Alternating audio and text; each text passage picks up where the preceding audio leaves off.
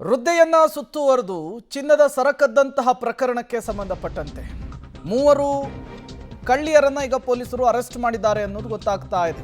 ಉಡುಪಿಯಲ್ಲಿ ನಡೆದಂತಹ ಘಟನೆ ಇದು. ತಮಿಳುನಾಡು ಮೂಲದ ಮೂವರು ಮಹಿಳೆಯರನ್ನ ಬಂಧಿಸಲಾಗಿದೆ. ದಕ್ಷಿಣ ಕನ್ನಡ ಜಿಲ್ಲೆಯ ಪುತ್ತೂರಿನಲ್ಲಿ ಮೂವರನ್ನ ಅರೆಸ್ಟ್ ಮಾಡಿದ್ದಾರೆ ಪೊಲೀಸರು.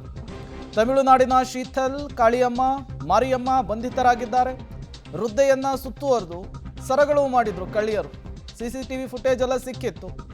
ಅದು ಕೂಡ ಯಾವುದೋ ಸಮಾರಂಭದಲ್ಲಿ ಸುತ್ತುವರೆದು ಮಧ್ಯೆ ಇದ್ದಂತಹ ವೃದ್ಧೆಯ ಸರಕದಿತಾ ಇದ್ದಂತಹ ದೃಶ್ಯವನ್ನು ಕೂಡ ನೀವು ಗಮನಿಸ್ತಾ ಇದ್ದೀರಿ.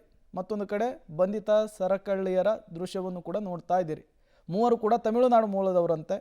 ಇವರು ಇಲ್ಲಿ ವೃದ್ಧೆಯ ಚಿನ್ನದ ಸರವನ್ನು ಕದ್ದು ಈಗ ಪೊಲೀಸರಿಗೆ ಅತಿಥಿಯಾಗಿದ್ದಾರೆ.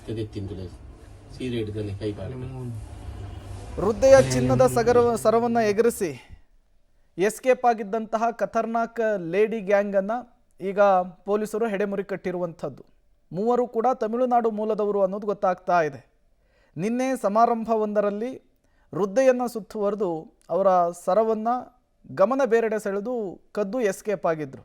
ಇದೇ CCTV ಫುಟೇಜನ್ನು ಆಧರಿಸಿ ಈ ಮೂವರು ಕಳ್ಳಿಯರಿಗಾಗಿ ಪೊಲೀಸರು ಬಲೆ ಬೀಸಿದ್ರು. ಈಗ ಮೂವರನ್ನು ಕೂಡ ಉಡುಪಿಯಲ್ಲಿಯೇ ಹೆಡೆಮುರಿ ಕಟ್ಟಿದ್ದಾರೆ ಅನ್ನೋದು ಗೊತ್ತಾಗ್ತಾ ಇದೆ. ಇವರ ಹಿನ್ನೆಲೆಯನ್ನು ಕೆದಕುವಂತಹ ಕೆಲಸವನ್ನು ಈಗ ಪೊಲೀಸರು ಮಾಡುತ್ತಾ ಇದ್ದಾರೆ. ಮೂವರು ಕೂಡ ಮೂಲತಃ ತಮಿಳುನಾಡು ಮೂಲದವರು ಅನ್ನೋದು ಗೊತ್ತಾಗ್ತಾ ಇದೆ.